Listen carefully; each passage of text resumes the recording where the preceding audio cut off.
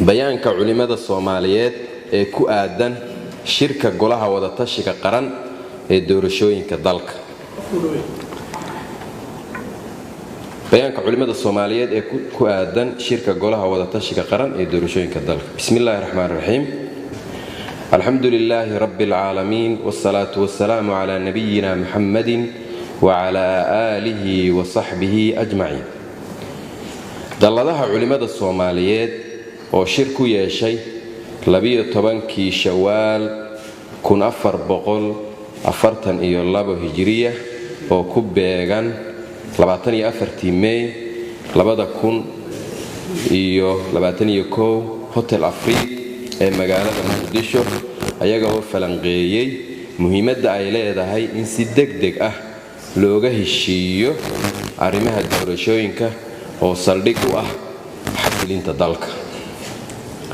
haddaba culimada Soomaaliyeed ayaga oo ka duulaya mas'uuliyadda Ilaahay saaray culimada ee ah ilaalinta diinta iyo masaalixda guud ee ummadda, ayaga oo xasuusan amarka Eebbe ee nafaray midnimada iyo islaaxinta, isla markaasna maanka ku haya cawaaqibta xun ee aakhiro iyo adduunba ka dhalan karta tafaraaruqa iyo heshiis la'aanta, ayaga oo garawsan in heshiiska madaxda fure u yahay horu socodka dawladnimo, xoojinta maqaasidda diinta, nabadgelyada, fidinta adeega, arrimahaas dhammaantood oo habac galay markii lagu heshiin waayay masiirka ummadda, dalkuna uu qarka u saarmay fidno iyo colaado hor leh. ayaga oo tixgelinaya duruufaha amni, dhaqaale, xanuunada faafa sida COVID-19, fatahaadaha, colaadaha qabiil, tacdiyada ku dhacaya qaybaha nugul, waxa ay hoosta ka xariiqayaan arrimaha soo socda.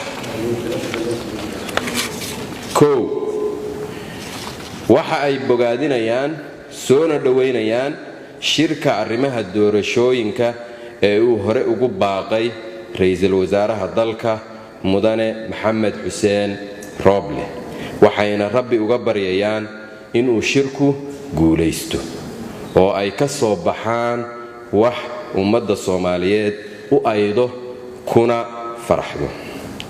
lambar 2, waxa ay culimadu xasuusinayaan madaxda siyaasadda ammaanada culus ee cirka, dhulka iyo buuruhuba diideen ee Rabbi u dhiibay iyo xadiiskii rasuulka ee ahaa: Ilaahayow, ruuxii maamula wax ka mida arrimaha ummadayda ee dhiba asagana dhib, ruuxiisa maamula ee u tura Ilaahayow asagana u tur.